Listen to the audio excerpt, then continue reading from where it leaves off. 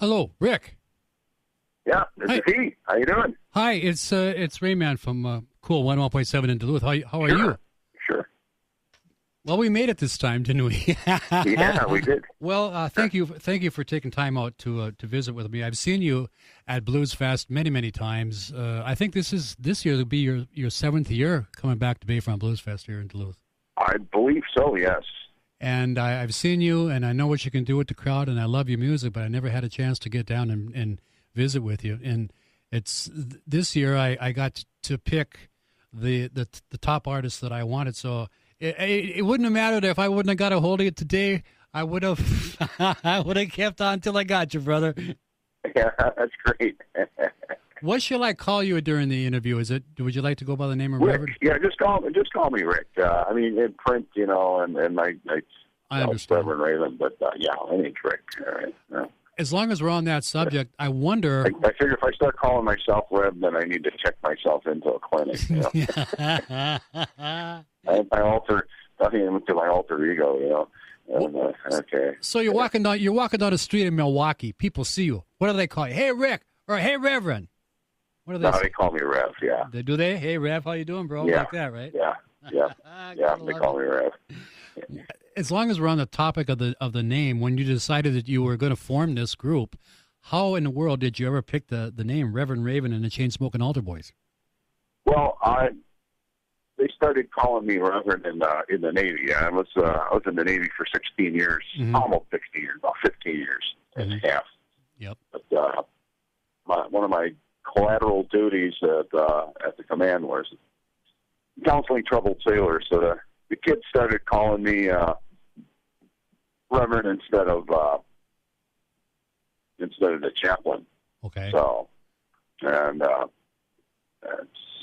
had started playing about 2 years before I got out of the Navy. So the hippies in my band heard that, and they started calling me Reverend. So coming up with the name for the band was just a matter of sitting around getting loaded one night at one of our local bars. They had a real good blues jukebox, and coming up with the name. And first it was Altar Boys, and then we came up with Chain Smokin' Altar Boys. I don't know if it was me or JR who came up with it, but a couple of us had been Altar Boys. And, it just seemed to fit. It was funny.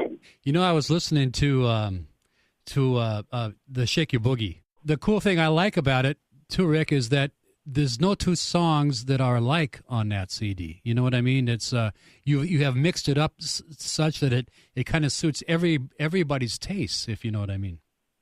Yeah. Well, I try and a lot of bands are pretty much shuffle bands, and there's a lot of that I like, especially some of the stuff that I grew up with in Chicago. Everything's a shuffle, but I like a lot of different groups, especially if you're playing a lot of nightclubs. And playing a lot of nightclubs, you want people to dance. Yeah, well, thanks. I'm glad you noticed that. Appreciate that. Yeah, I like it a lot, and I've made a list of some of the songs that Stompin' and Shoutin'. It reminded me. There's a little riff at the beginning of the song, and Rick, it reminded me of a little bit of Elmore James. Oh, sure, yeah, that's the Elmore James lick. That's a cliche slide lick, but it's great. It's a great lick. Why not do it again? Is that you, or is that your lead guitar player, or how does that work? Because I'm saying... Yeah, that's me. That's all the guitar parts are me. Really? You play a mean slide, brother. Well, thank you. And there'll be more slide on the next CD. The 20th, the 20th anniversary. Right now I'm working on a 20th anniversary CD. I don't know what I'm going to call it yet. I don't want to call it.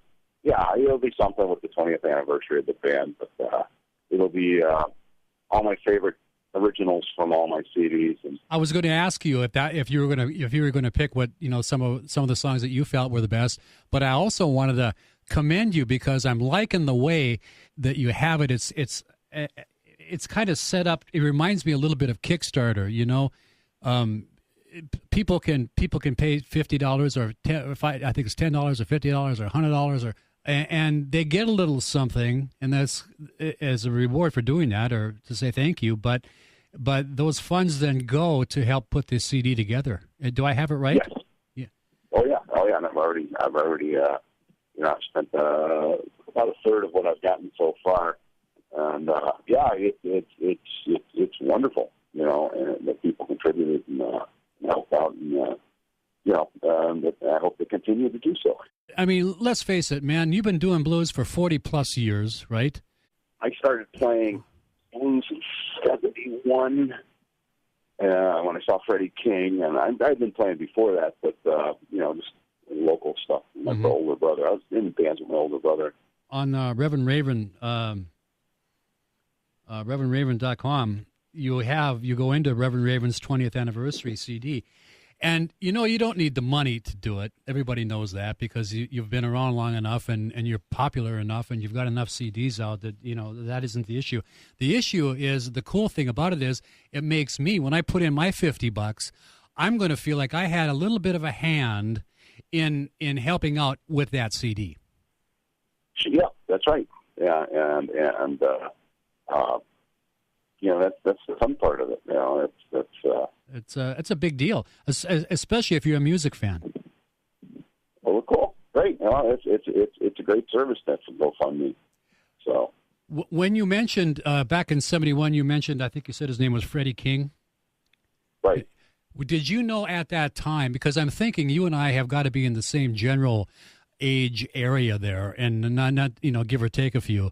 I'm thinking I'm a few years older than you, but we grew up in the age of rock and roll, and I'm thinking, and you opted for the blues, and I just wonder why in the first place, and then secondly, did you when you decided to form a band, did you have trouble getting other blues players? Because we're at the height of rock and roll. We're right. My childhood was pretty much like the Kid in Wonder years. They'd grown up there in the '60s. It was I was a cognizant observer to everything that was going on. In 7th grade, I got to see the Who. Really? They opened for Herman's Hermits, and they were already Who fans because they subscribed to a bunch of British magazines, and they were getting the 45s from England, and sorry, when Happy Jack came out. I remember I was floored. You mentioned the Who and Happy Jack. That's a cute little ditty of a song, isn't it? Oh yeah, and I loved Forrest the Spider because I was in 7th grade, and it's like but for the years I got to see everybody, and in Chicago, Aaron Russo was like Bill Graham.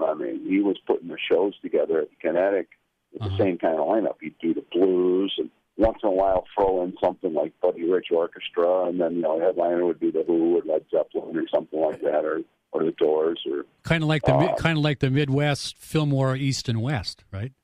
Yeah, pretty much it was the Fillmore Midwest, and there you go. Aaron Russo went on to become Linda Ronstadt's manager and a bunch of other people's, but that's I saw Freddie King there in 1971. I'm pretty sure he opened for the Who.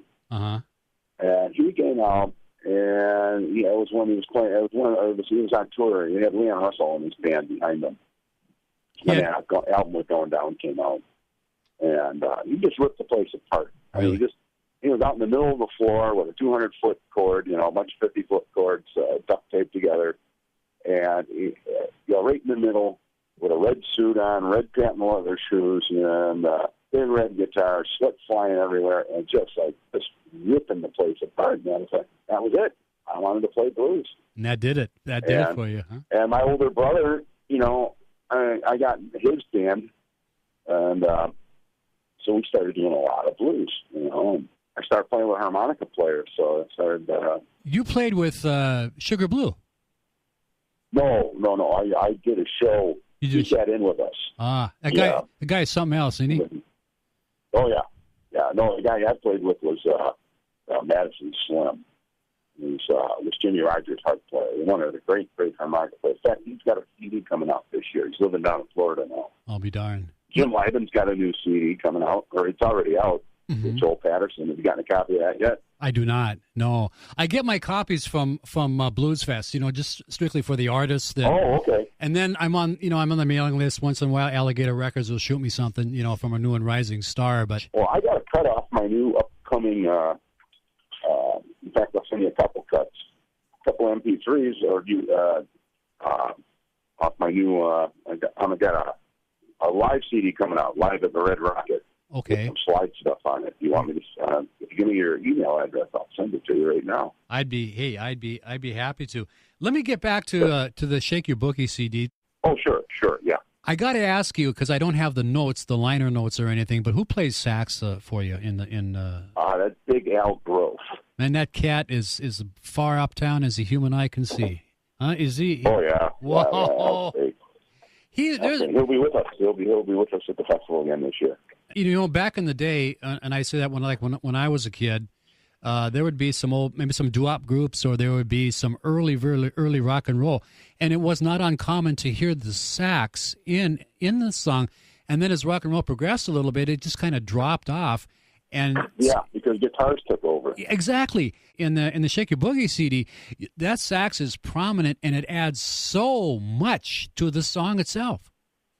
Oh yeah, he's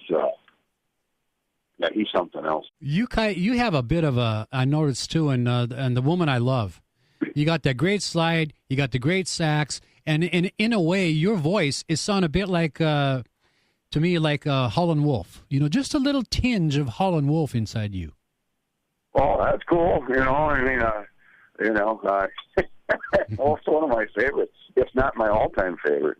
Well, I'm going to let you go, but I'm looking forward to you're going to be up with us here at 26th Annual Bayfront Blues Festival. You'll be here Saturday, August 9th, closing the show, 8:35.